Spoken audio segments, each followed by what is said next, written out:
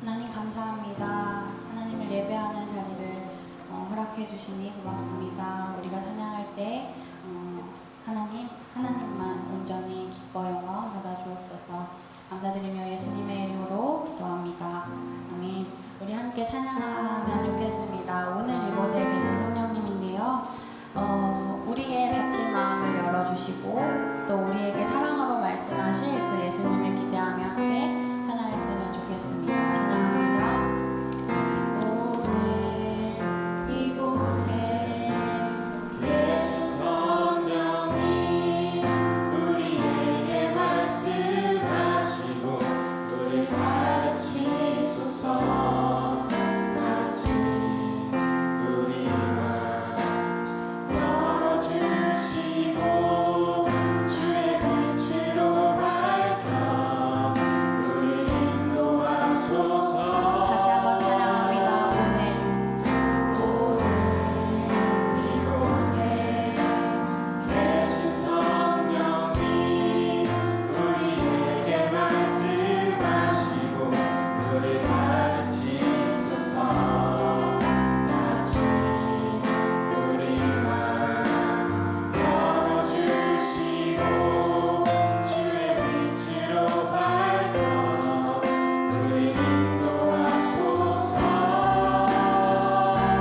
주님보다 앞서지 않고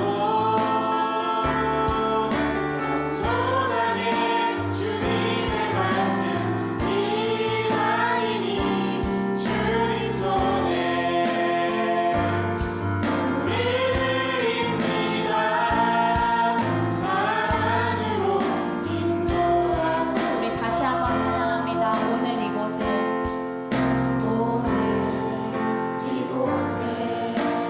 계신 성령님 우리에게 말씀하시고 우리를 가르치소서. 같이 우리 맘 열어주시고 주의 빛으로 밝혀 우리를 인도하소서. 주님보다 앞서지 않고 겸손하게 주님의 말씀 기다리니 주님 손에 우리 드립니다. 사랑으로 인도하소서.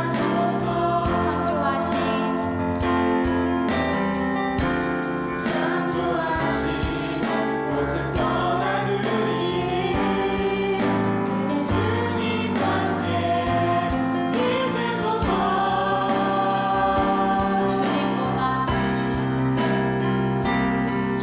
주님보다 앞서지 않고 겸손하게 주님의 말씀 기다리니 주님 손에 우리 드립니다. 사랑으로 말씀하소서. 사랑으로 말씀하소서. 아멘. 오늘 우리에게 많은 마음 주실 그 하나님을 기대하면서 우리 함께 박수하시면서 박수 치시면서 함께 내 모든 삶의 행동 찬양했으면 좋겠습니다. 함께 찬양합니다.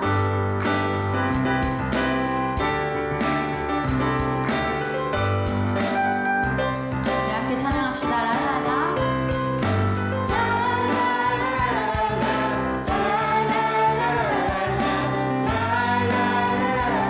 우리 다시 한번 찬양할게요. 랄랄라.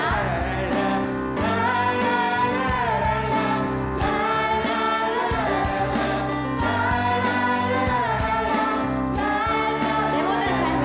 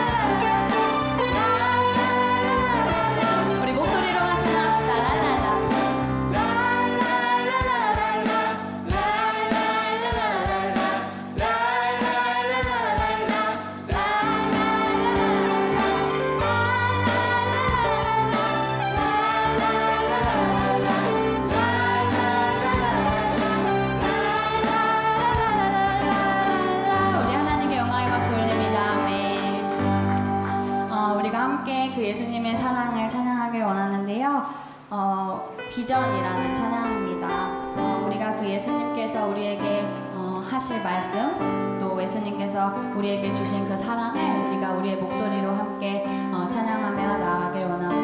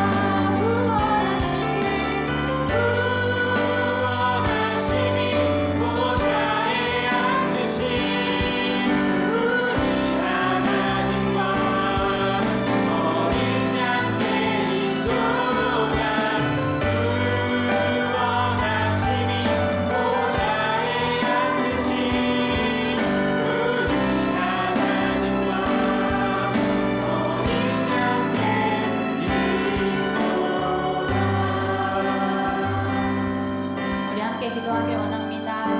하나님, 우리에게 그 사랑을 허락하여 주셔서 참 감사하다고 우리가 그 사랑, 하나님께서 말씀해 주신 그 사랑의 말씀, 주님의 말씀을 내가 오늘 예배를 통해 많이 깨닫게 해달라고 함께 한 목소리로 기도하며 나아가겠습니다. 함께 기도합니다.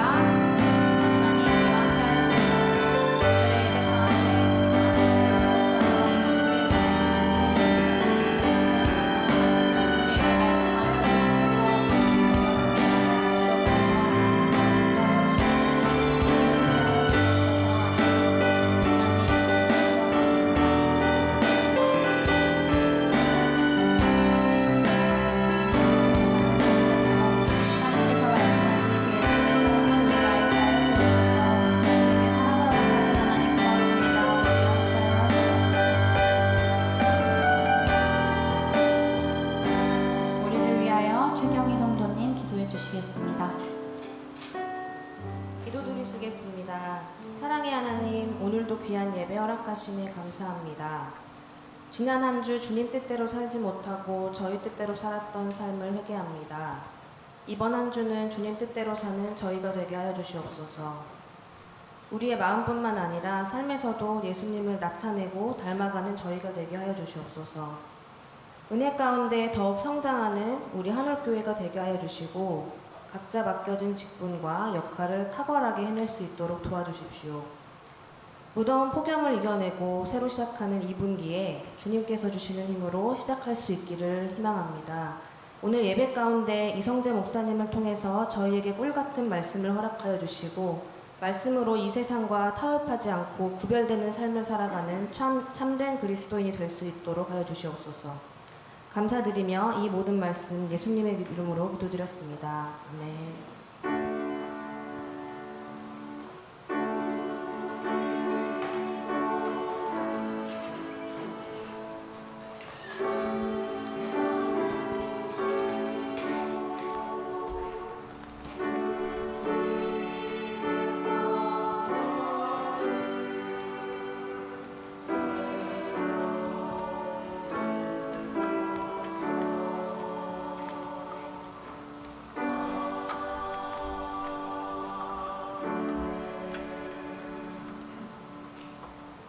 네, 함께 123장 함께 찬송하시겠습니다.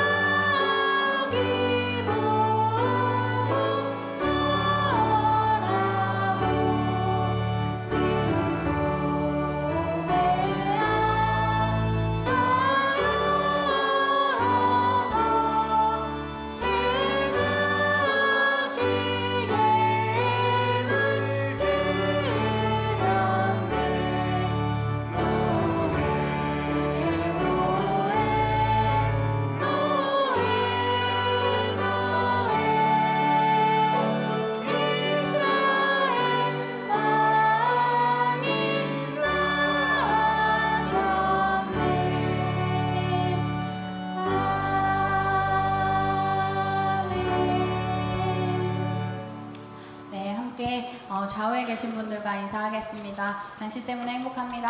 간식 때문에 행복합니다. 네.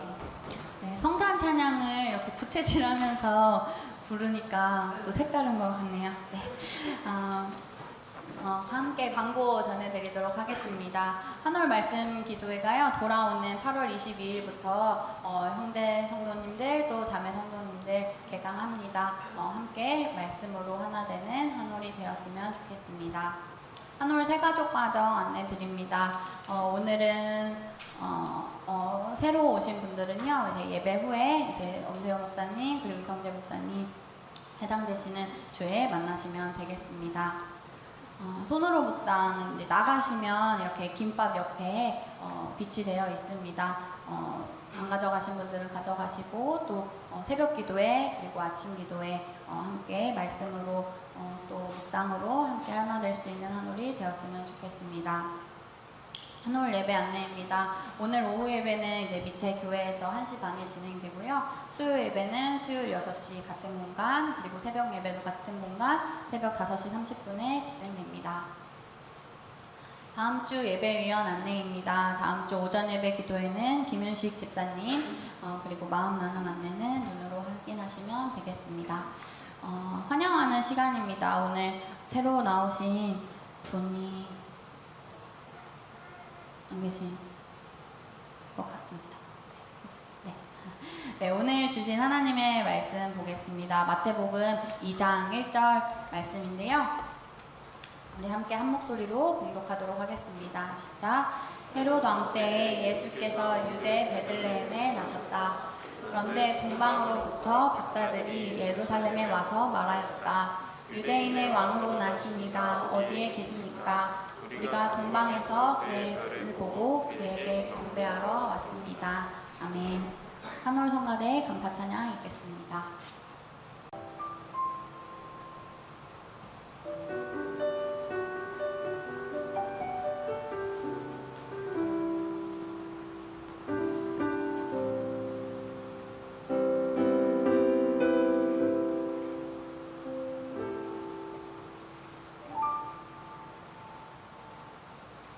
세상의 명예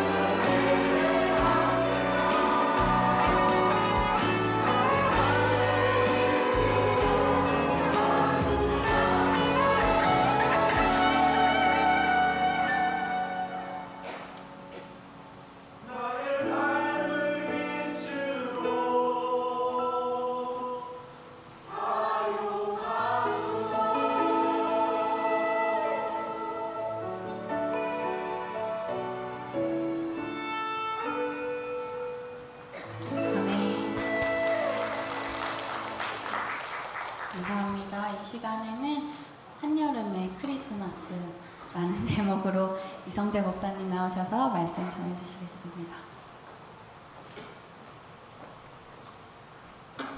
꼭 오늘은 인사를 메리 크리스마스 해야 될 것 같긴 한데 그러니까 여러분 때문에 행복합니다. 아까 실은 찬송가부로 좀 이상하셨죠, 그죠? 이 한여름에 노래를 부르다니.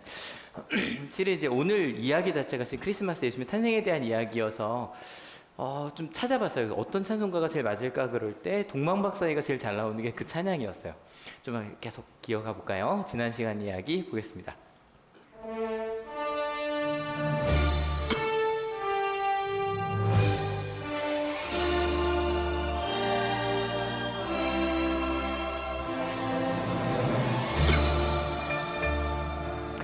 예, 저희가 지난주부터 지금 아버지의 의로운 사람 요셉의 입장에서 이야기를 나누고 있습니다. 근데 이 의롭다는 단어를 마태는 주로 이제 율법을 준수하는 사람이다. 그러니까 이게 바울이 이야기하는 건 좀 다르다 그랬죠, 용법상. 그래서 앞으로도 마태복음에 의롭다는 말이 나오면 말씀대로 잘 준수해서 살아가는 사람이라고 생각하시면 돼요. 그래서 아마 율법을 준수하는 사람이라면 나와 결혼할 사람이 임신을 했다 그랬을 때 아마 형벌을 합당하지, 그렇게 잘못했으면 거기에 맞는 벌을 받아야지라고 생각했을 수도 있지만 그 길을 선택하지 않았어요. 왜냐하면 실은 그냥 되던 정확히 전통을 따라가자라고 할 때 어떤 마음도 있냐면 좀 무난한 삶을 꿈꾸는 거, 특별히 문제 없는.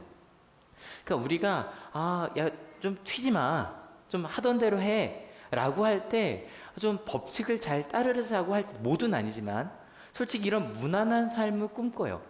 근데 이거는 요셉만이 아니라 누구도 꿈꿔요. 우리도. 왜냐면 무난하다 할 때 그 난자가 무슨 난이에요?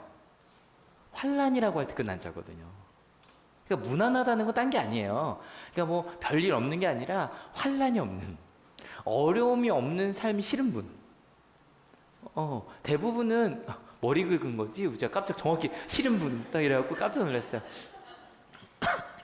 우린 대부분 어려움이 없는 그런 무난한 삶을 꿈꾼다고요.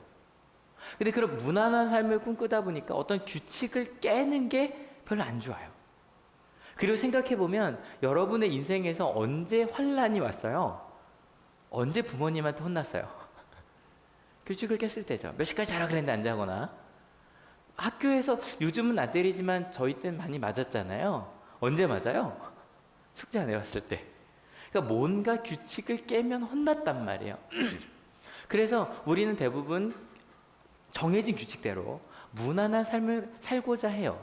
근데 그러면 뭐가 규칙이냐라고 할 때 나오는 게 가치관이에요. 그러니까 저희는 가끔 가치관이라고 그러면 무슨 생각을 하냐면 되게 가치 있는 삶, 뭐 이런 생각을 많이 한단 말이에요. 근데 가치관이라는 그 단어 자체는 그런 어떤 뭐 더 좋은 것, 더 나쁜 것에 대한 그런 개념이 없어요. 가치라는 말이요, 값가의 값이에요. 가치라는 건 뭐냐면 내가 값을 매기는 거예요. 그래서 그냥 국어사전으로 봐도 값 혹은 값어치예요. 우리는 누군가 사람마다 매기는 게 조금 달라요. 그죠? 내가 누구에게, 어떤 사건에게, 어떤 물건에게 어떤 값어치를 매기는가, 그게 가치예요.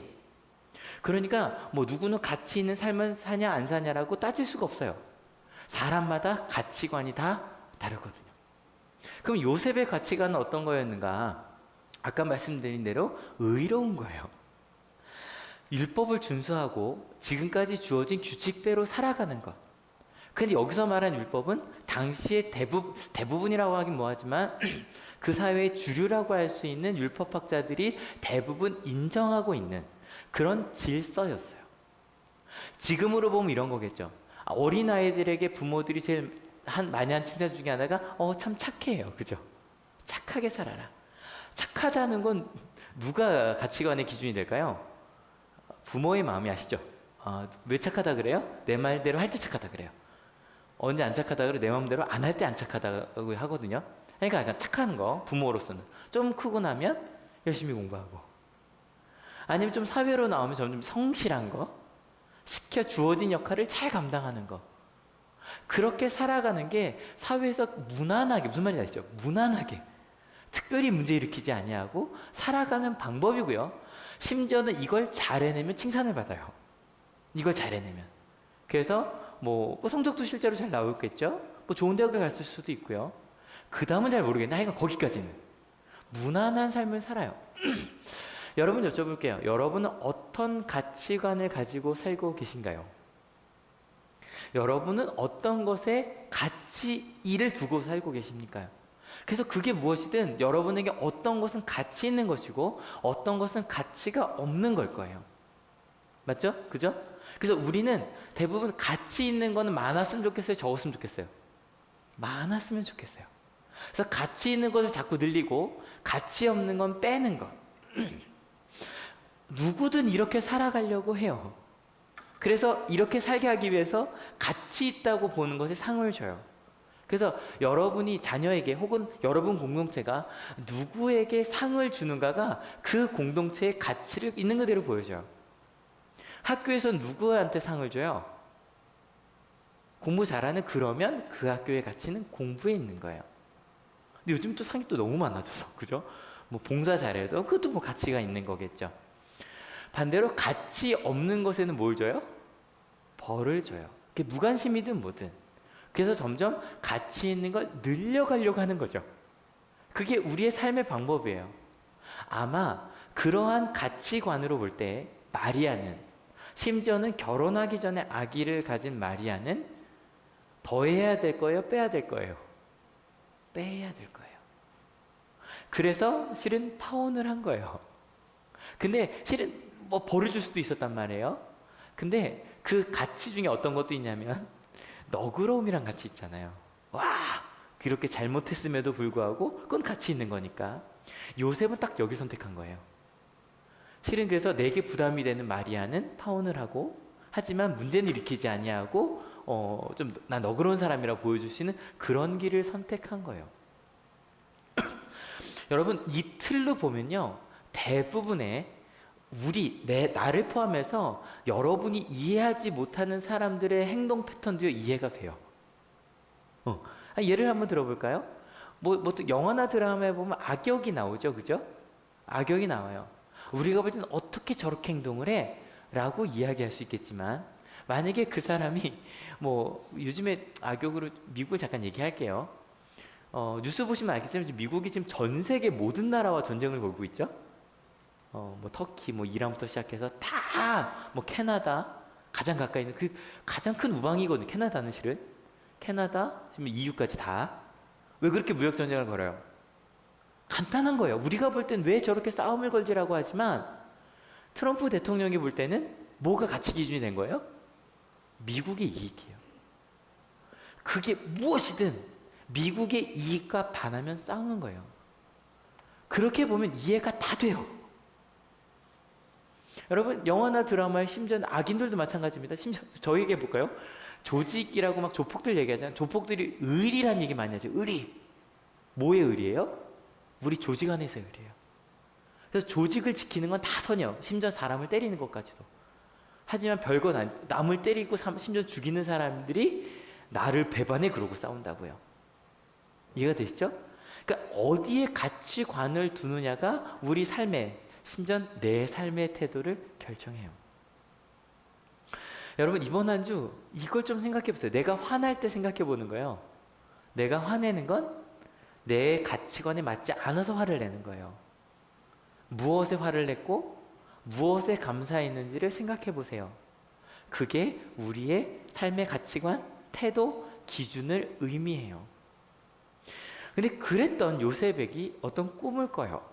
실은 제가 꿈의 사람 요셉이라 그러면 저는 이 예수님의 아버지 요셉을 제가 얘기한다고 저는 2003년부터 제가 그 얘기를 했거든요.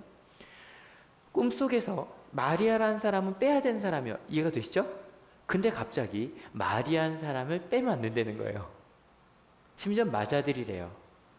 왜냐하면 마리아를 통해 아기가 나올 건데 그 아이의 이름이 누구다? 예수라는 거예요.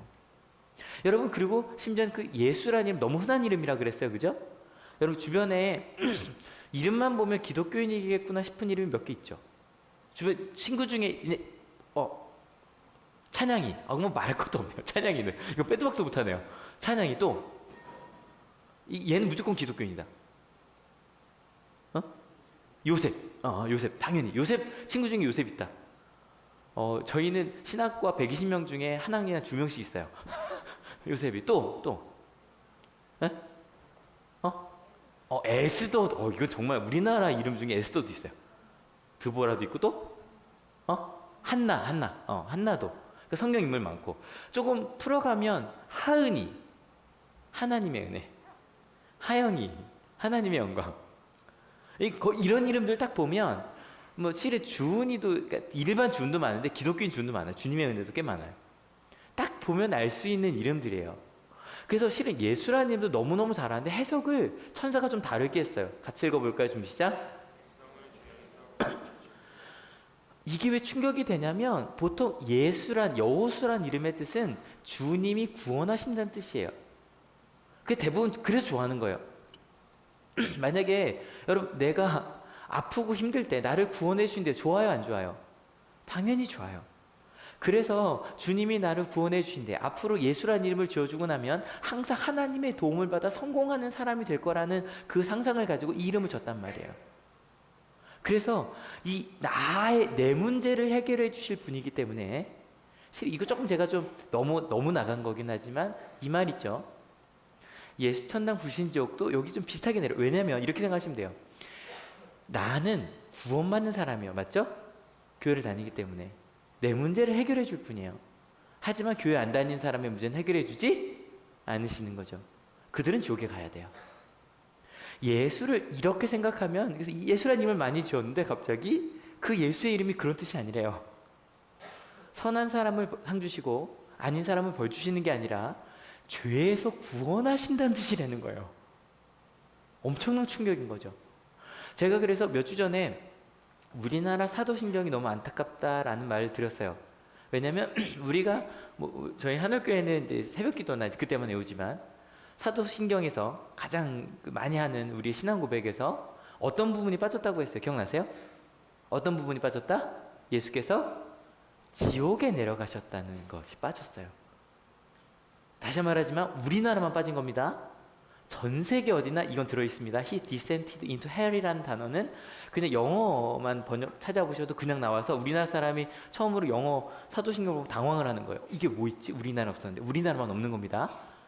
왜냐면 1800년대 말에 처음으로 선교사 들어올 때 미국에서 이건 이상한데 그러고 뺀 사람들이 우리나라에 들어왔고, 그리고 1910년대에 미국은 원상복귀가 됐거든요.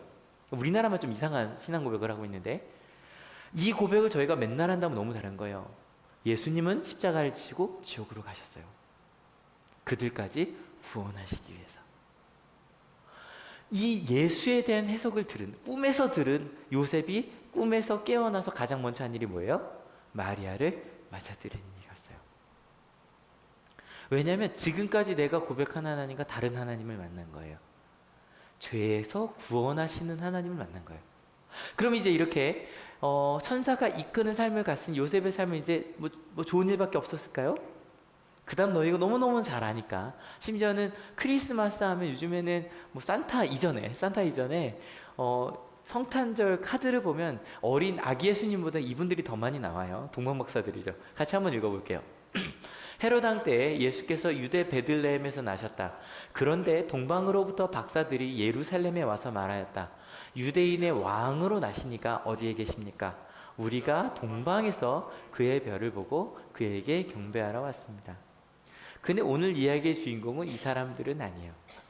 이게 너무 안타까운 게 제가 동방박사에 대한 얘기를 A4 한 장을 쓰고 지웠어요. 주인공이 아니어서 이거 성경 공부하자는 거 아니니까 그냥 간단하게 이 사람들은 아마 페르시아에 있는, 페르시아는 뭐 굉장히 꽃피는 문화를 펼쳤던 세계 제국 중에 하나죠. 거기에 있는 현자들, 지혜로운 사람들이었던 것 같아요. 근데 이게 왜 중요하냐면 실은 뭐 동방과 서양을 아울렀던 뭐 세계사를 배우면 아시리아 뭐 이런 나라들 있어. 아시리나 바벨로니아 이런 나라들은 강한 힘으로 무너뜨린 나라였어요. 근데 페르시아는 좀 달라요. 근데 페르시아 나라의 종교가 조로아스터교라고 돼 있는데 그 조로아스터교는요, 선한 신과 악한 신이 싸우는 세상을 생각했어요. 이것만 해도 되게 엄청난 게요, 우리 하나님이 아니에요. 세상은 선한 신과 악한 신이 있어요. 그 우린 누구 선택해야 돼요? 선한 신을 선택해야 돼요. 이것만 해도요 엄청난 거예요. 그래서 선한 신의 뜻을 찾기 위해서 그들이 굉장히 열심히 찾았던 게 해와 달과 별의 변화예요. 그러니까 그냥 점성술이라고 얘기하지 않는 이유가, 우리는 여러분 우리나라에서도 점성술 이야기하는 이유는 그걸 찾아서 복을 찾아가려는 거예요. 맞죠? 그죠? 근데 이들이 별을 본 이유는 그게 아니에요. 선한 신의 뜻을 우리는 알 수가 없어요. 그래서 우리가 알 수 없는, 실은 뭐 세상의 변화도 이거 되게 신기하죠. 목요일에서 금요일 날이 한 달은 바뀐 것 같지 않아요? 날씨가? 어떻게 목요일까지 그렇게 더웠는데 목요일 저녁부터 찬바람이 불더니 목요일 저녁 때 더워서 창문 닫은 분, 아니면 이런 분들도 있어요. 또 덥겠지 그러고 창문 닫고 에어컨을 틀었는데 아침에 깨고 나갔더니 에어컨 튼 방보다 밖이 더 시원해요. 그죠? 그래서 야, 어떻게 말복이 지나니까 시원해지, 이런 생각 다 한 번씩 하잖아요. 너무 신기하죠. 어떻게 이걸 알아냈을까? 그러니까 그걸 보면 우리가 알 수 없는 신의 뜻을 찾아가려고 한 거예요. 이해가 되시죠? 그래서 페르시아란 나라는 바벨론, 아시리아 바벨론처럼 힘으로 무언가를 하려는 게 아니라 좀 선한 일들을 행하려고 노력을 했고, 그래서 그 중에 하나 대표적인 게 막 끌고 왔던 이스라엘 사람들을 돌려보내줬어요. 가서 너희 신을 섬겨라. 그래서 실제로 예루살렘을 선을 재건하게 해준 게 페르시아예요. 그리고 지혜 있는 사람이라면 가장 대표적인 게 다니엘이에요.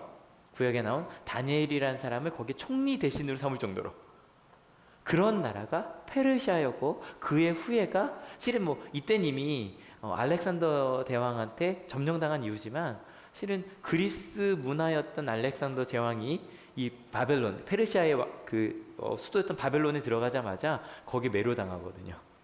훨씬 더 문화적으로 앞서 있었거든요. 그리스보다도. 그래서 실제로 그 문화 자체는 그리스 문화보다 이 페르시아 문화가 더 많이 지혜가 가득 차 있었거든요. 이해가 되시죠? 아무튼 그 동방박사들이 왔어요. 당연한 거예요. 이 사람들은 나라와 상관없이 지혜를 찾아다닌 사람이고, 다니엘을 통해 배웠던 이스라엘의 어떠한 훌륭한 하나님의 왕이 태어난다는 얘기를 전해 들었어요. 그래서 그게 뭔지 모르지만 별을 보고 찾아왔단 말이에요. 같이 읽어볼게요. 헤롯 왕은 이 말을 듣고 당황하였고 온 이스라엘 사람들도 그와 함께 당황하였다. 왕은 백성의 대제사장들과 율법 교사들을 다 모아놓고서 그리스도가 어디서 태어나실지를 그들에게 물어봤다. 또 다른 주인공 헤롯 왕이 나와요. 역시 마찬가지로 한참 썼는데 지웠어요. 헤롯 왕도 주인공이 아니거든요. 근데 우리가 보는 예수님 돌아가실 때 있었던 헤롯 왕의 할아버지예요. 보통 헤롯 대왕이라고 불러요. 엄청난 정치인이었어요. 막 로마가 막 브루투스 넘어져 막 그런 그 시절의 왕이었던 사람이에요. 근데 그렇게 막 끊임없이 로마의 정치가 바뀔 때 줄을 잘 대서 끝까지 자기 권력을 지켰던 엄청난 정치인이에요. 그리고 그 자기의 권력을 지키기 위해서 첫째 부인, 둘째 부인, 셋째 부인에게서 난 아들들을 다 죽여요. 그래서 로마사를 보면 무슨 얘기가 나오냐면, 차라리 헤롯의 돼지가 되는 게 낫지 헤롯의 아들이 되는 건 싫다. 왜냐면 헤롯의 아들이 되면 다 죽으니까. 그래서 넷째 아들, 다섯째 아들의 아들들은 살긴 했어요. 왕이 되긴 했으니까. 아무튼 그러한 사람이었어요. 근데 이 헤롯 대왕의 그러면 가치 기준은 뭘까요? 딱 하나요. 이 사람은 좀 달라요. 우리가 지금까지 요셉은 그 시대의 공통적인 가치 기준이라고 했잖아요. 이 사람은 아니에요. 딱 하나, 바로 뭐냐면 나예요. 여러분, 제가 아까 여러분에게 많은 사람들이 보편적인 무난한 삶을 꿈꾼다고 얘기했잖아요. 그럴 때 맞아, 나는 그런 삶이 싫어. 왜 세상을 따라가야 돼? 라고 생각하시는 분들이 계실 거예요. 난 아니야. 근데 여러분, 혹시 이런 건 아닙니까? 나는 보편적인 기준을 따라가지 않아. 하지만 나는 내 마음대로 살 거야. 둘 중 하나겠죠, 그죠? 세상이 따라가는 돈이나 뭐나 그런 다수결을 따라가든 아니면 내 마음대로 가든. 근데 여러분, 어느 쪽으로 가든요, 이 두 사람들은 플러스 혹은 마이너스예요. 세상의 가치에 맞든 내 마음에 맞으면 많이 가지면 되고, 세상에 안 맞든 내 마음에 안 맞으면 빼버리면 돼요. 아무튼 이런 두 전혀 다른 동방박사들과 헤롯이 만났어요. 근데 이 얘기 또 훅 지나갈게요. 그래서 어디 태어나시겠냐 그랬더니 누구나 다 알아요. 베들레헴이요. 미가 선지자가 얘기했거든요. 오케이, 베들레헴. 그래서 동문 박사들이 베들레헴으로 갑니다. 같이 읽어볼까요? 그들은 그 집에 들어가서 아기가 그의 어머니 마리아와 함께 있는 것을 보고 엎드려서 그에게 경배하였다.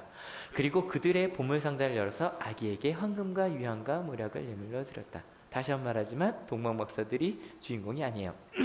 이걸 요셉의 입장에서 볼게요. 되게 섭섭한 얘기예요. 요셉 있어요, 없어요, 지금 여기에? 없어요. 요셉이 분명히 아빠인데 그냥 와서 하는 얘기가 아기랑 내 아기랑 그 다음에 그의 어머니 마리아만 얘기해요. 모르죠? 요셉이 잠깐 돈 벌러 나갔을지는.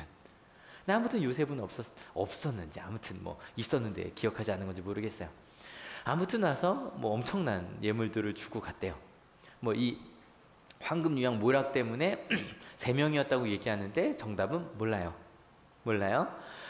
심지어는 뭐 4번째 동방박사가 있다는 뭐 동화책도 있고 저도 설교를 해본 적이 있지만 그건 모르는 일이에요. 모르는 건 모른다고 합시다. 요셉이 뭐 그 자리에 있었든 나중에 왔든 봐요. 요셉의 선택은 뭐였어요? 마리아를 맞아들이는 거였어요. 그죠?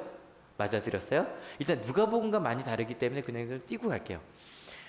어쨌건 갑자기 가난했는지도 잘은 모르겠어요. 아무튼 황금과 유향과 모략이 예물로 들어왔어요. 무슨 생각했을까요? 잘된 선택인 것 같아요. 조금 싸게 말할게요. 땡 잡았다 했을 수도 있어요. 근데 여기 여러분이 긴장하지 않으시는 이유는 그 이후의 결과를 알기 때문에 그래요. 같이 읽어볼까요? 박사들이 돌아간 뒤에 주님의 전사가 꿈에 요셉에게 나타나서 말하였다. 헤롯이 아기를 찾아서 죽이려고 하니 일어나서 아기와 그 어머니를 데리고 이집트로 피신하여라. 그리고 내가 너에게 말해줄 때까지 거기에 있어라. 아까 말씀드렸죠? 헤롯은 그 당시에 너무너무 무서운 왕이었어요. 근데 그 왕이 죽이려고 한대요. 근데 그럴만하죠. 왜요? 누구도 죽였으니까? 자기 아들도 죽였으니까. 야, 큰일 났다. 이거 괜히 알려지면 그렇게 되겠다 싶어서 깨어나자마자 실제로 도망가요. 여러분, 실은 이런 이야기들을 들으면 우리 마음속에 생각해 볼 수 있어요. 아니, 하나님의 것을 선택하면 좋은 일이 있어야 되지 않는가. 근데 여러분 생각해 보세요. 헤롯 대왕의 가치 기준이 누구라 그랬죠? 나라 그랬어요. 근데 여러분, 우리가 어떤 가치 기준을 선택하든 세상은 두 종류의 사람이 보통 정권을 잡고 있습니다. 힘 있는 사람입니다. 하나는 길을 잘 따른 사람들, 그래서 다수결에 잘 선 사람들, 혹은 그걸 잘 서다가 아주 자기의 권력을 가진 사람들. 근데요, 여러분 잘 생각해 보세요. 헤롯 한번 생각해 봅시다. 나의 가치 기준이 나인 사람들이 플러스 혹은 마이너스를 해야 된다 그랬죠? 잘 생각해 보세요. 나를 더 가치 있는 사람이 되게 만드는 것과 나를 가치 없게 만드는 위험한 사람들을 마이너스 시키는 것. 여러분, 뭐가 더 쉬워요? 여러분 봐요. 나를 가치 있게 만드는 게 더 쉬워요? 나를 가치 없게 만드는 걸 없애는 게 더 쉬워요? 이게 더 쉬워요. 세상은 나를 가치 있게, 그러니까 우리 가치 있는 삶을 살자고 아무리 이야기를 해봤자 우린 대부분 나를 가치 있게, 우리를 가치 있게 하는 것보다 가치 없게 하는 것들을 없애는 게 더 쉽거든요. 그래서 정치가 글로 가는 거예요. 항상 나쁜 것을 흑색선전한다 그러죠. 그게 더 쉬우니까 글로 가요. 우리가 어떤 가치관으로 가든 세상이 마이너스를 위주로 가기 때문에 가치관대로 사는 게 힘든 거예요. 여러분 한번 여쭤볼게요. 여러분은 가치 있는 것을 위해 살아가십니까? 가치 없는 것을 없애기 위해 살아가십니까? 잘 한번 생각해 봤으면 좋겠어요.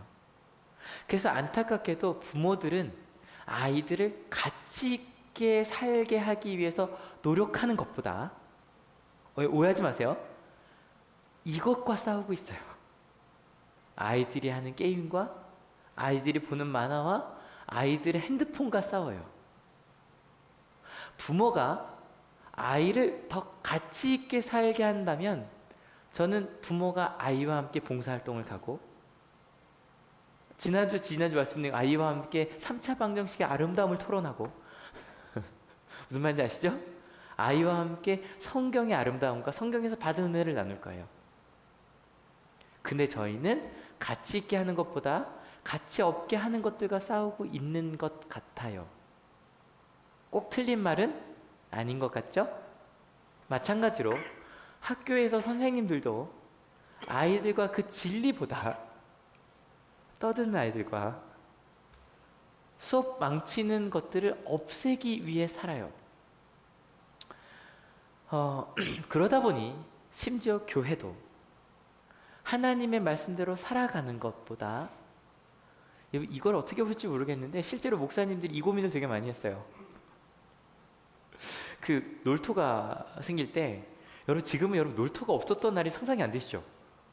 저도 처음 왔을 때는 당연히 월화수목금토였고 중간쯤에 격주로 놀기 시작을 했고, 지금 이제 놀토가 너무너무 당연해졌는데, 주 5일이 되자마자 목사님들 속에, 심지어 이거 사탄의 음모라고 주 5일이 되면 사람들이 2박 3일로 놀러 갈 거라고, 그래서 교회는 빌 거라고, 어떻게 하면 좋을까, 막 뭐 이런 얘기가 정말 얘기가 많이 됐었고요. 세상 문화 때문에 막 이것들이 다 우리를 뺏어갈까봐 이것과 싸우며 살았어요. 이게 가장 대표적인 게 1992년에 아마 그때쯤 교회를 다니셨던 아시고, 신상원 어떤 집사님의 뭐 악마는 세상 문화를 택했습니다라는 책이 있었어요. 저도 되게 열심히 읽었고, 거기 나온 얘기 중에 하나가 서태지의 비가 모자라 뭐 이거 있잖아요. 뭐 그러면서 막 그 세상 막 이러기 위해 살았다고요. 여러분은, 그러니까 우리가 나는 이런 가치관을 두고 살아라고 아무리 얘기를 해도 대부분 이쪽에 마음을 두고 살았다고요. 이해가 되시죠? 근데 요셉은 꿈을 꿨다 그랬잖아요. 내가 지금까지 이렇게 살았다는 걸 알았다고요. 그런데 하나님의 나라가, 심지어는 죄인을 구원하시는 하나님이라는 것을 알게 되었을 때 그의 인생은 더 이상 마이너스를 위한 삶이 아니라 플러스 사랑하기 위하여, 말씀대로 살기 위하여, 봉사하기 위하여 살아가는 삶으로 그의 삶의 초점이 바뀐 거예요. 제가 요즘에 좀 행복한 만남을 하고 있어요. 이번 주 금요일부터 뭐 항상 하는 얘기예요. 아무도 보지 않을 CGN TV라고요. 온누리 교회에서 시작한 방송이 있어요. 거기서 하는 나침반 플러스라고 하는 이제 10부작이에요. 처음에 믿음, 소망, 믿음, 사랑, 믿음, 소망 이 순서대로 가고 있는데, 혹시 나중에 제가 한번 링크해서 보시면 되게 좋아요. 그 사랑편에서는 박재훈이라고 좀 되게 유명한 강사님이 있는데, 그분과 함께 신앙적인 눈으로 가정의 문제를 어떻게 해결할까, 30분짜리예요. 괜찮죠? 이렇게 나왔고, 이번 믿음편도 진짜 좋아요. 기도가 뭔지 정말 목사님들과 함께 막 그 질문을 하기가 너무너무 좋은 건데, 참 감사하게도 소망편이라고 이제 다음 세대 우리 청소년들에 대한 이야기를 이제 10편을 하는데, 좀 청소년 사역자들 이렇게 4명이 이제 함께 하고 있어요. 옆에 최윤영 아나운서 아시죠? MBC 아나운서였던, 옆에 앉아있는데 얼굴이 정말 요만해갖고 깜짝 놀랐어요. 이게 꼭 원근법 때문에 저런 게 아니에요. 근데 아무튼 근데 여기서 저도 그래서 그냥 이렇게 짧은 영상으로만 봤던 목사님을 만났어요. 잠깐 영상으로 보여드릴게요. 막 예수 믿어라 이런 거는 진짜 들리지도 않죠. 예수님 믿는 사람 정말 싫어요. 진짜 그냥 꼴보기 싫어. 왜 그걸 다니는지 모르겠어요? 우리가 선교지를 집계를 낼 때 5% 미만이면 이제 미전도 종족이라고 얘기를 하거든요. CCC에서 낸 통계에 의하면은 청소년들의 복음화율이 3.5%? 사실 그런 말들 많이 해요. 교회 안에 청소년들이 없다. 그런데 사실은 교회 바깥에만 가더라도 얼마든지 많이 있거든요. 딱 선수가 돼서 사실 누나처럼 엄청 가서 뒤지고 싶어. 진짜 인생은 짧게 죽은 거야. 그게 멋있는 인생이야. 아니라니까. 진짜 죽고 싶다. 내가 널 살릴 거다. 교회로. 교회 가자. 교회야. 교회가 아니야. 야, 교회 좀 와, 이제. 교회 좀 와. 한번 와봐야지. 야, 너 살아있었냐? 스키 봐라, 이거. 만날 때마다 거의 20만씩. 야, 우리 내년에 이제. 진짜. 야, 눈빛이라도 교환해주고 가라, 자식아. 나한테 배운 거냐? 가. 전도사로서는 못 가는 데는 사실 많이 가보죠. 소년원은 늘 가고 있고요. 법원이나 경찰서도 뭐 항시 대기했다가 가고. 밤 12시 정도가 되면은 이제 애들한테 전화가 와요. 그러면은 보통 뒷골목부터 시작해서 술집, 모텔, 클럽, PC방, 노래방은 뭐 기본으로 가고 있고요. 그래서 다방면으로 애들이 부르면 장소 가리지 않고 가고 있습니다. 여기 전도사님이라 나오는데 2년 전 영상이고 이제 목사님이 되셨어요. 처음에 만났는데 무서웠어요. 항상 그렇게 쫄티를 이렇게 입고 다니세요. 눈치 이러시잖아요. 이렇게 막 항상 이렇게 운동 되게 열심히 하는 모습으로 이제 다니세요. 근데 말하면 좀 귀여워요. 저보다 한참 어려요. 이제 31살이니까. 저 때가 29이었고. 근데 이제 목사님이랑 얘기하도 좀 부끄러웠던 게 저희 학교 학생들 또 우리 한올교회 친구들도 영상을 좀 찍었어요. 그래서 이제 실제로 우리 아이들의 모습이 어떤지를 보여주는, 나중에 많이 보셨으면 좋겠어요. 우리 아이들 좀 이해하기 위해서 만든 거라서. 근데 저희가 촬영이 몇 시에 끝나냐면 10시 반에 끝났거든요, 저녁. 그래서 5명을 하고 나니까 정말 너무 늦게까지 찍었다고 했는데 요새 목사님을 만나고 나서 뭐 미안했어요. 왜냐면 거긴 촬영을 11시에 시작을 했대요. 왜냐면 목사님 주로 애들 만나는 시간이 11시 이후에 술 마시는 자리에서 주로 애들을 만나셔서 11시 이후에 이제 술집에서 찍었다 그러더라고요, 영상을. 근데 이렇게 찍어가는데 여러분 어떠세요? 이런 전도사님이 우리 가까이 있다면 어떠실 것 같으세요? 혹은 여러분 어떠실지, 혹은 아이들은 어떻게 봤을까요? 아이들은 한번 같이 볼게요.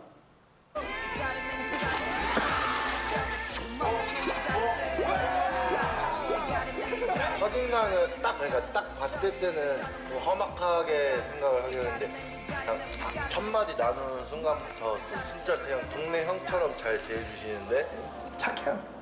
멍청하게 착해요. 자기도 막 손해보면서 막 애들한테 잘해주고 뭐 간식도 사주고 막 얘기도 들어주고 막 도와주니까 좀 저희가 보기에도 좀 답답하죠.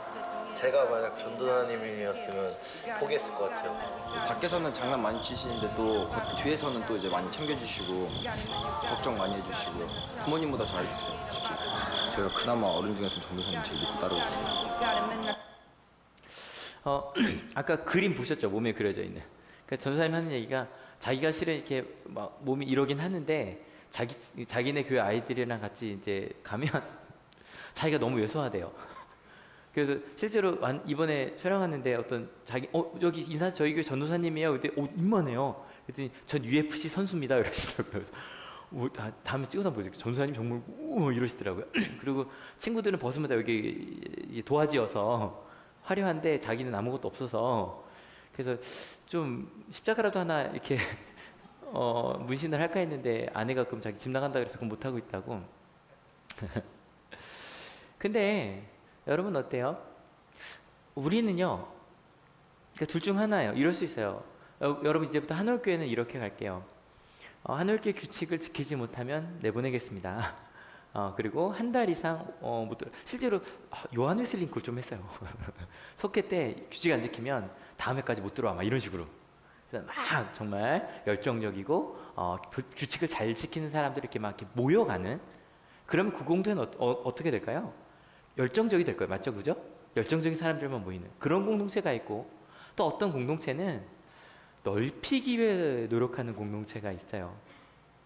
근데 여러분의 삶에서는 나 이제 더 이상 이 친구를 안 사귈래 라고 하면서 점점 인간관계가 좁아지고 계십니까? 아니면 혹시 이런 사람들을 만나볼까 그러면서 넓어지고 계십니까?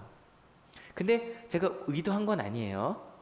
오늘 이야기의 주인공이 요새가 그분이 이름이 똑같아요. 꿈꾸는 사람인 거예요. 심지어는 31인데 벌써 3아이의 아빠예요. 그래서 자기는 아기들을 주로 이제 오전에 본대요. 낮에는 별로 할 일이 없대요. 만나러 갈 수가 없어서.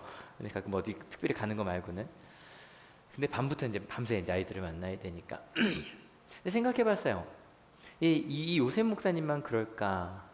아마 마리아도 자기 남편 요셉이 좀 고마웠을 거예요. 그죠? 여러분 그게 믿겨질까요? 그리고 심지어는 이런 생각도 했을 것 같아요. 바보 같은 사람이다. 왜 이러고 살아가나? 근데 그렇게 바보같이 끊임없이 사랑하며 그렇기 위해 살았어요. 저는 처음에는 요셉을 보면 참 요셉 인생 망가졌다. 무난한 삶을 살던 꿈꾸던 사람이 갑자기 나라의 거의 뭐가 된 거예요. 거의 범죄자가 된 거예요. 그죠? 심지어 공개 수배자가 된 거예요. 그래서 적도 없는 이집트로 도망가서 아무도 없는 곳에서 살고, 실은 그 다음에도 나사렛으로 간 것도 실은 이게 그 누가복음에 의하면 갈릴리에 살다가 잠깐 왔다 가는 것 같은데 정확히 모르겠지만 마태복음에 의하면 베들레헴에 살다가 그 헤롯이 무서워서 나사렛 촌동네로 간 것처럼 나오거든요. 마태복음에 의하면. 여러분, 내가 원치 않는 곳으로 갑자기 쫓겨가서 사는 거 좋아요, 안 좋아요? 안 좋아요. 그렇다고 생각을 했거든요. 근데 반대로 이렇게 한번 바꿔본 거예요. 만약에 이 사람이 꿈꾸는 사람이 됐다.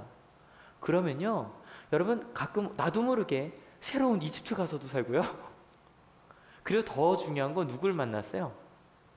사랑하는 내 아내, 사랑하는 내 아이, 또 그 다음 그것 때문에 만나게 된 사람들, 새로운 사람들을 많이 만난 거예요. 여러분, 똑같은 인생인데 전혀 다르게 해석이 돼요.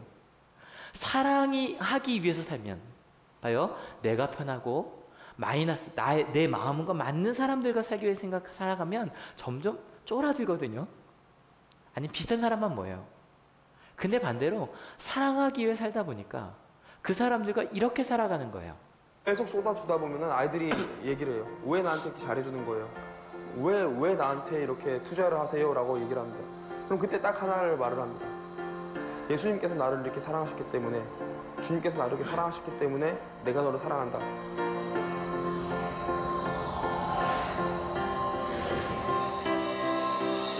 내가 왜 너희들을 포기치 못하냐면 딱 하나야, 딱 하나. 진짜로 니들이 예수를 만나면은 달라져. 너희들이 지금 인생이 다 쓰레기인 것 같을 때도 있어. 세상은 지금도 너희들을 계속 손가락질을 해. 왜냐하면 너희들이 부족하다는 거지, 악하다는 거지, 죄를 많이 짓는다는 거야, 찌질하다는 거야. 나는 진짜 기대하는 게 있어.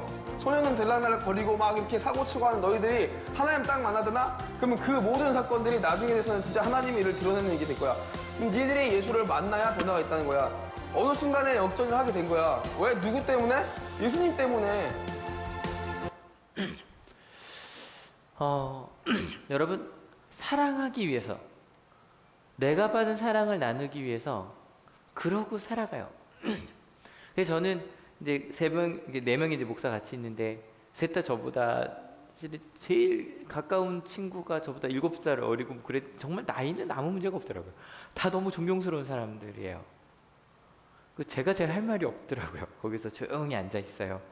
그래서 전 목사님들을 존경합니다 이러고 있어요. 근데 이렇게 이야기를 하는데 그 최인영 아나운서가 중간에 물어요. 목사님들 어떻게 그렇게 사세요? 왜냐면요, 여러분 어때요? 사랑하기 위해 사는 거 어때요? 막 채워져요? 솔직히 좀 힘들어요. 힘들어요. 왜냐면 제 말 하나 따라해 주세요. 사랑하기 가장 어려운 사람이 가장 사랑이 필요한 사람이다. 진짜 사랑하기 힘든, 필요한 사람이 사랑하기 힘들게 만들거든요. 근데 끊임없이 그렇게 사랑하며 살아가는 이유가 있어요. 이 마태복음 1, 2장에 요셉의 행동이 몇 가지가 나오는데 한번 같이 읽어볼게요. 준비 시작. 말하였다. 일어나서 아기와 그 어머니를 데리고 이스라엘 땅으로 가거라. 그 아기의 목숨을 노리던 자들이 죽었다. 요셉이 일어나서 아기와 그 어머니를 데리고 이스라엘 땅으로 들어왔다. 4번 반복된 얘기가 뭐냐면요, 천사가 이렇게 해라, 네, 맞아들여요. 가라, 네, 가요. 와라, 네, 와요. 말씀대로 가요. 여러분 보세요. 사랑할까 말까, 나한테 도움이 되나 안 되나, 나한테 가치가 있나 없나 고민하다가 우린 결국 가요, 안 가요? 안 가요.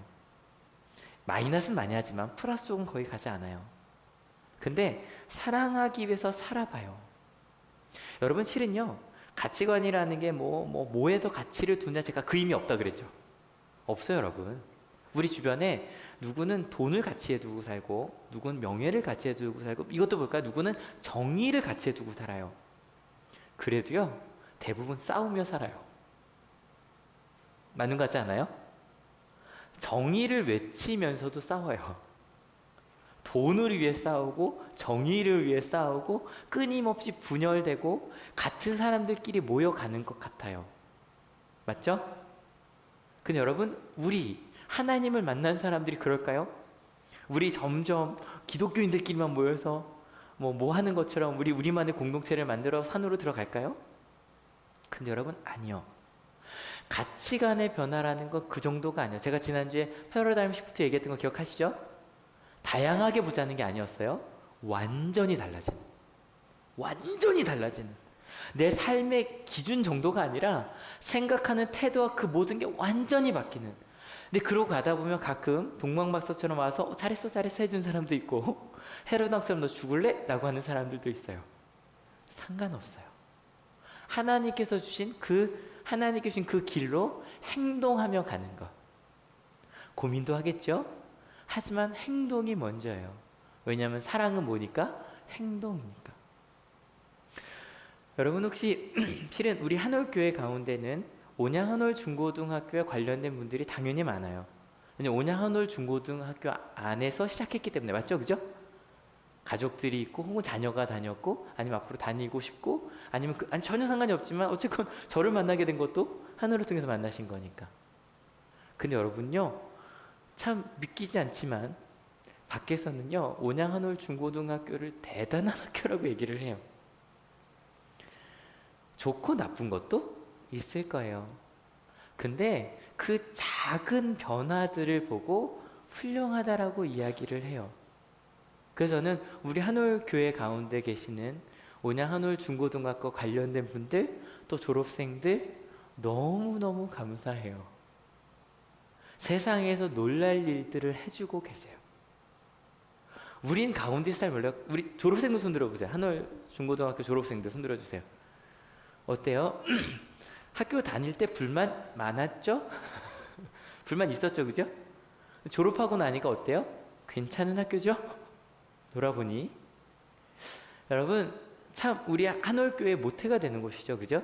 한올교회 모태가 되는 우리 온양 한올 중고등학교가 훌륭하게 노력하며 가고 있어요. 우리 박수 한번 쳐주세요. 온양 한올 중고등학교에서 그게 무엇이든 세상에 많은 학교들이 가는 것과 다른 길들을 가려고 노력하고 있다면 그 얘기를 들을 때 박수 쳐주세요. 기도해 주세요. 함께 해주세요. 한올교회는 그 역할을 하는 게 가장 큰 사명 중에 하나예요. 여러분 선교가 중요하죠? 한올교회가 하는 가장 큰 선교가 어딜까요? 학원 선교입니다. 근데 또 그 온양 한올 중고등학교 소속된 분들 아니요. 전 알아요. 여기 전혀 온양 한올 중고등학교에 관련 없는 분들이 있고 이미 졸업생들도 이미 관련이 없어지고 있어요. 맞죠? 졸업생들도. 근데요 우리 한올교회를 통해 듣고 고백한 실은 이번에 5명 아이들을 인터뷰를 했는데 저는 솔직히 저희 한올교회 아이들이 인터뷰하는 게 너무 좋았어요. 왜냐면 우리 같은 마음을 품고 가고 있는 이들이니까.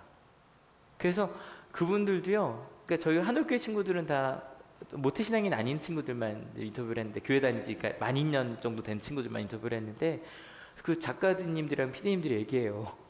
지금까지 만난 아이들 중에 너무 제일 착한 애들이 한올교회 아이들이래요. 도대체 어떻게 이런 아이들이 있냐요. 여러분 그 믿음으로 은혜가 삶이 되기 위해서 고민하며 살아가고 있어요. 전 그래서 여러분들이 고맙고요. 너무너무 존경스러워요. 근데 여러분 알아요. 어때요? 그대로 살아가는 거 힘들 때 있으시죠? 그죠? 그냥 이랬으면 좋겠죠. 주일 예배만 남으면 천국 간다는 얘기 듣고 싶으시죠? 월요일부터 주일까지 주님의 제자로 삽시다 라는 말보다 근데 아니요. 전 여러분이 그렇게 힘들게 하지만 기쁨으로 하루하루 살아가고 계시기 때문에 영상의 마지막 부분입니다. 그래서 하나님 만나려고요. 언제 만날지 모르겠지만 제가 이렇게 얌전하게 산 건 전도사님 덕이라고 생각해요. 앞으로도 잘 지내요. 돈 많이 벌면 교회 하나 차려드릴 테니까.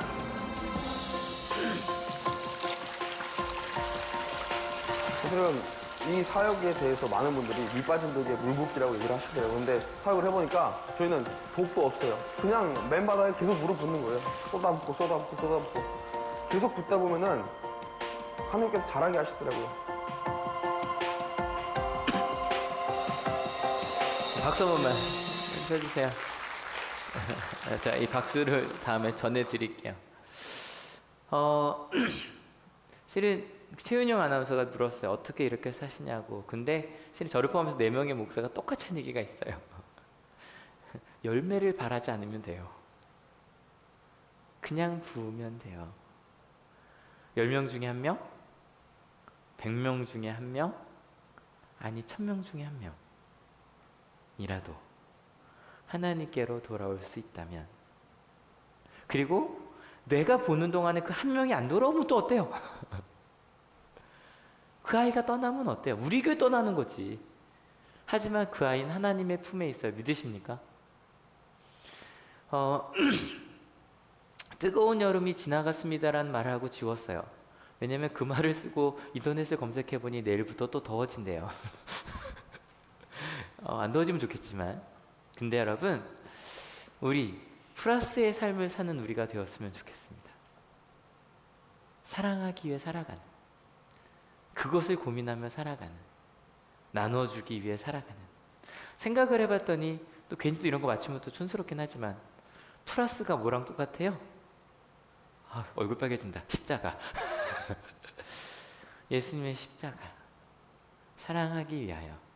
심지어 그 제사장들까지 품으시는, 심지어 내 옆에 매달린 강도들까지 품으시는.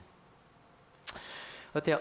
한여름의 크리스마스, 예수님의 탄생 이야기를 했습니다. 네, 크리스마스, 실은 크리스토스 플러스 메스, 미사라고 하죠. 미사, 가톨릭에서는 그 뜻이에요. 예배라고 하기도 하고 축제라고 하기도 해요. 크리스마스는 뭐냐면 그리스도의 예배, 그리스도의 축제, 예수님께서 오셨기 때문에 우리 가운데 행복함이 있는 것을 표현하는 게 크리스마스예요. 생각을 해보니 여러분 혹시 아세요? 오늘도 크리스마스입니다. 매주 주님을 만나는. 여러분 어떤 가치를 두고 살아가십니까? 이번 한 주 한번 고민해 보세요. 나는 무엇에 플러스, 나는 뭘 더 가지려고 하고 무엇을 빼려고 하는가? 근데 여러분 자꾸 우린 어느 쪽에 신경을 쓰게 된다? 이쪽에. 왜냐하면 이건 힘들거든요. 가치 있게 살아가는 것. 근데 여러분 이번 한 주 우리 꿈의 사람 요셉처럼 사랑하기 위해 한번 이랬으면 좋겠어요. 말씀 딱 읽고요, 큐티 딱 하시고, 아니면 말씀 들으시고, 아니면 이번 한 주 그냥 이 말씀 하나만 붙들고 사셔도 좋고, 하루 시작할 때마다 오늘 말씀 딱 생각하신 다음에 하나님 저 그렇게 살게요. 어떻게 살까요? 그것만 매일 우리가 묵상하며 살아가면 어떨까? 요셉처럼 꿈꾸고 일어나서 행동했던 사람처럼. 여러분 이번 한 주 사랑하기 위해 사는 우리 한올교회 됩시다. 더하기 위해 살아가는 우리가 됩시다. 이 찬양 부르려고 합니다. 부르면 부를수록 좋아요. 이게 항상 저도 찬양을 어떻게 배우냐면 물어요. 전 고등학교 때부터 많이 했던 건데, 어떤 찬양 좋아해를 묻고 그 찬양이 좋다 그러면 좋은 이유가 있을 거 아니에요. 그 찬양을 제가 배웠고, 이것도 우리 전사님한테 중고등 뭐 많이 불러? 이 찬양 좋아요. 불렀더니 좀 그 마음이 느껴지더라고요. 여러분 이번 한 주 우리 끊임없이 이거 고백이니까 넘어가지 이거죠. 주님보다 앞서지 않고 겸손하게 주님 말씀 기다리며 주님 말씀 주실 때 더하기 위해서 살아가는. 저도 말씀을 준비하며 생각해보니 저도 끊임없이 빼려고 살았더라고요. 이 사람 얘기 듣기 싫어. 안 만나면 어때? 그냥 카톡 지울까? 막 이러면서. 페이스북 같은 것도 보면 저랑 생각이 나는 사람들이 있거든요. 막 지우고 싶어요. 근데 그런 것보다 사랑하기 위하여 얼마나 아플까? 함께 해야지. 그렇게 사랑의 자리에 함께 서는 우리가 되었으면 좋겠네요. 같이 찬양합시다.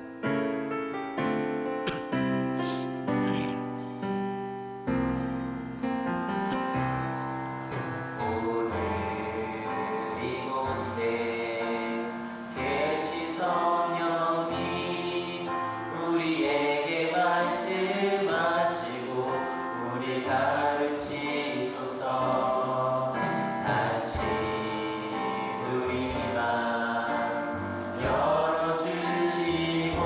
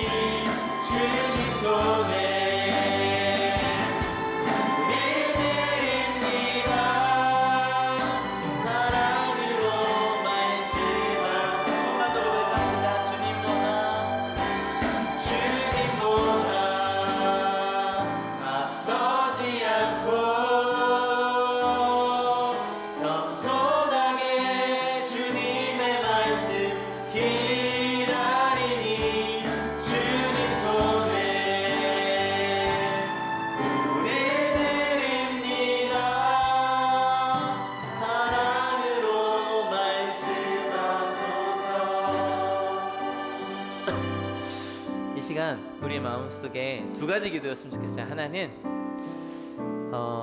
내 가치관을 가지고 실은 자꾸 빼기하며 살았던 우리의 삶을 회개합시다. 누가 보아도 요셉의 삶은요 의로운 삶이었어요. 근데 그의 마음은 빼기로 갔거든요. 안타까운 건 우리 그리스도인들도 하나님을 사랑한다고 하면서 빼기의 삶으로 가요. 하나님을 사랑해서 내 마음에 안 드는 사람을 내 마음에 쳐내죠.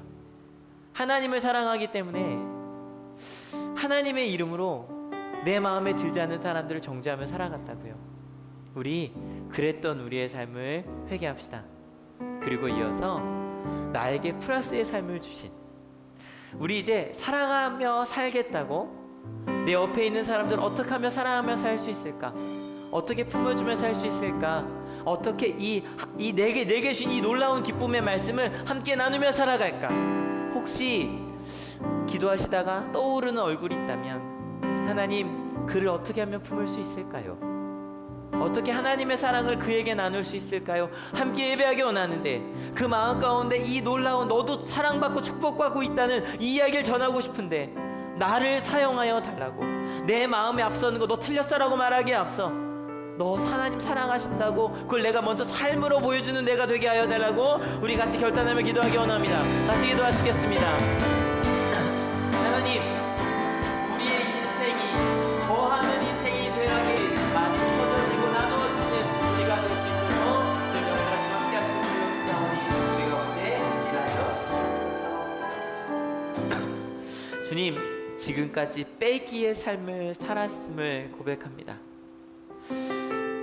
그래서 하나님을 믿을 때도 빼기만 하려고 했습니다. 술 끊고 담배 끊고 그리고 게임도 안 하고 그리고 욕도 안 하고 그러면 하나님의 사람이 되는 줄 알았습니다. 근데 더 빠져들고 말았네요. 미워하지 않으려고 그랬는데 여전히 미워하며 살고 있네요. 근데 요셉이 마리아를 맞아들일 수 있게 되었을 때, 그가 꿈꿀 수 있게 되었을 때, 그의 인생을, 의로웠던 그의 인생을 어찌 보면 그 당시 기준으로 의롭지 못한 마리아를 맞아들일 수 있게 됐을 때 그의 인생을 통해 예수 그리스도께서 우리에게 오셨네요. 주님, 이제 더하는 인생이 되고자 합니다. 사랑하기 위해 사는 인생이 되고자 합니다. 나누기 위해 살아가는 인생이 되고자 합니다. 품기 위해 살아내는 인생이 되고자 합니다. 하나님, 나부터, 우리 가족들부터, 함께하는 우리 친구들부터, 함께하는 동료들부터 하나하나 품어가며 혹시 밑빠진 독에 물붓기처럼 느껴진다고 할지라도 나 같은 걸 사랑하셨네요. 예수님이 나 같은 걸 위해 죽으셨네요. 그 사랑하니 나도 부을 수밖에 없네요. 근데 참 놀라운 건 고갈되는 것이 아니라 끊임없이 그 은혜의 물이 부어지네요. 내가 더 행복해지네요. 내가 다 부어주고 나면, 내가 더 사랑해주고 나면 나만 사랑하고 나만 외로워질 줄 알았는데 그 사랑의 말들이, 용서의 말들이, 미안하다는 말들이 더 큰 사랑이 되어서 돌아오네요. 아, 이게 생명의 길이었네요. 예수님의 십자가였네요. 더하는 삶이었네요. 하나님, 이제 더하는 삶, 예수님께서 나를 하나님의 나라에 더해 주셨던 것처럼 생각해보니 이 은혜를 같이 나누고 싶은 동료가 있는데, 이 사랑을 같이 나누고 싶은 우리 가족이 있는데 아직 나누지 못하고 있네요.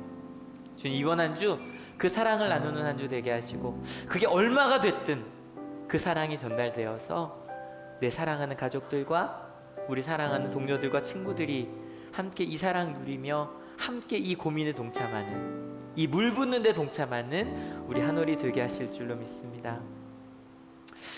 우리 가운데 그 물을 함께 나누어 줘야 될 이들이 있습니다. 몸이 아픈 이도 있고요, 마음이 아픈 이도 있고요, 상황적으로 어려운 이들도 있네요. 사랑의 물을 함께 붓겠습니다. 믿음의 물을 함께 붓겠습니다. 그럴 때 가끔 내가 힘들어서 마음이 두려울 때도 그 사랑의 물이 내 가운데 들어올 때 할 수 있네요. 날은 똑같이 33도로 더워도 시원한 바람만 불어도 괜찮은 것처럼, 어른들은 다 똑같은데 이요셉 목사님만 만나도 그래도 믿을 수 있는 어른이 생겼다라고 말하는 것처럼 그 한마디의 말이, 손이 세상을 바꿀 수 있겠네요. 그렇게 살기로 결단합니다. 그렇게 살기로 결단하는, 더하기 인생을 살기로 결단하는 하나님의 귀한 자녀들 머리 위에 예수 그리스도의 사랑과 하나님의 은혜와 성령 하나님의 인도하심이 지금으로부터 영원토록 함께 하옵시기를 간절히 축원하옵나이다. 아멘.